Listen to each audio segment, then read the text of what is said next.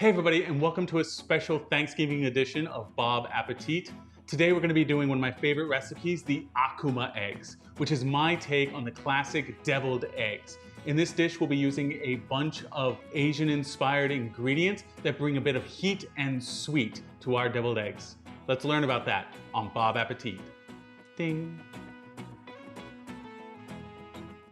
For the Akuma eggs, we're gonna need 6 hard-boiled eggs. We have 7 here just in case. A teaspoon of wasabi, a teaspoon of Chinese black vinegar, 1/4 teaspoon of Chinese white pepper, 1/2 teaspoon of ginger powder, 4 tablespoons of Kewpie or Japanese mayonnaise, a cup of mirin, a cup of soy sauce, and for garnish, shichimi, togarashi, and furikake. There are 100 different ways to make hard-boiled eggs, but the one that I find the easiest is the Instant Pot method. So what we're gonna need is 1 cup of water, our 7 eggs, just in case there's an accident. Make sure your eggs don't touch.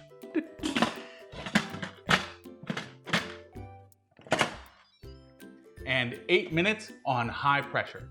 Once the timer goes off, hit the quick release valve.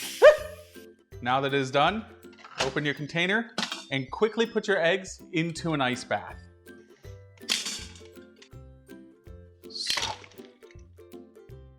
Now we let those wait for 5 minutes. What we're going to do next is either crack the shell or peel the shell before setting them into our Ajitama mixture, which is a mixture of 1 cup soy sauce, 1 cup mirin, and 1 cup water. Now, there are 2 options here like I called out. You could either peel or crack the shell of your egg. The difference is going to be the pattern that's going to come out. So if you're looking to just crack the egg, then all you need to do is either on your table or with a spoon, go around and lightly crack the shell.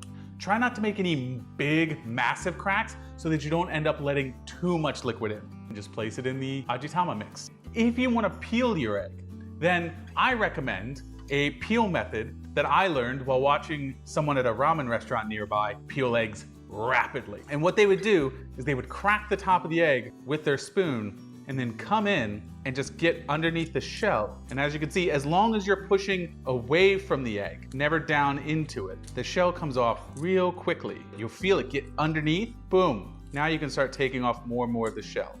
Boom, peeled. This guy didn't make it. That is why we do 7.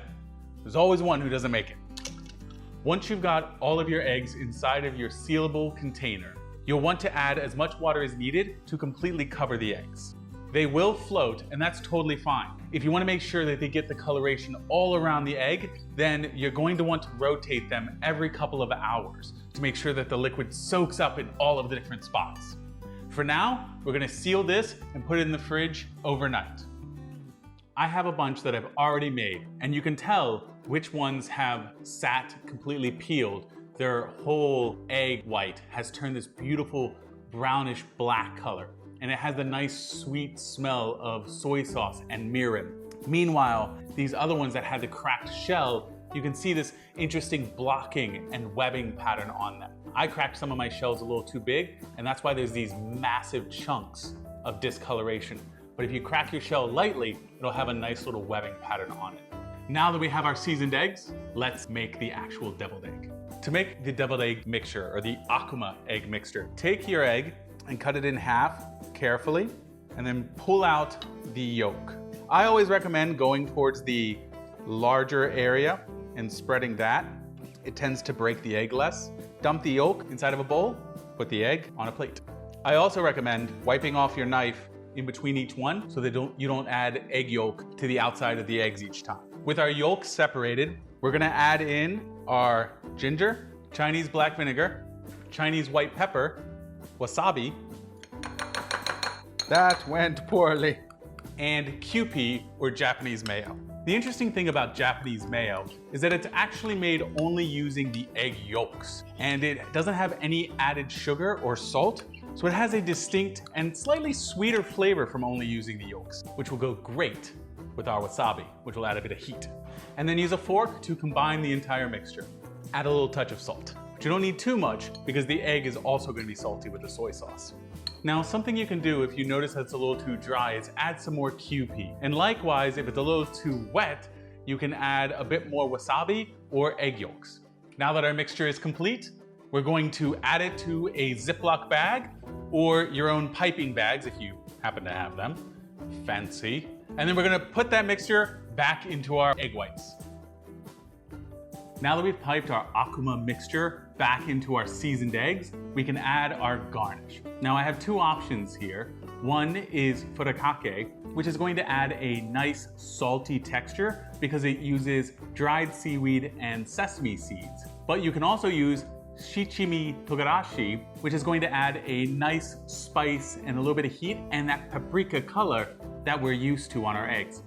Or use both. Live your best life. Now to taste. One of the things I love the most about this is that it adds some texture, it adds some heat, it adds some sweetness. This is going to just be an explosion in your mouth of all these different flavors. Give it a try and let me know what you think down below in the comments. And as always, please subscribe, hit the bell, like this video if you want to see more content like this on my channel. As always, we really love the support. And if you'd like to see more of my recipes, check out bobappetitrecipes.com, link down below. We'll catch you next time.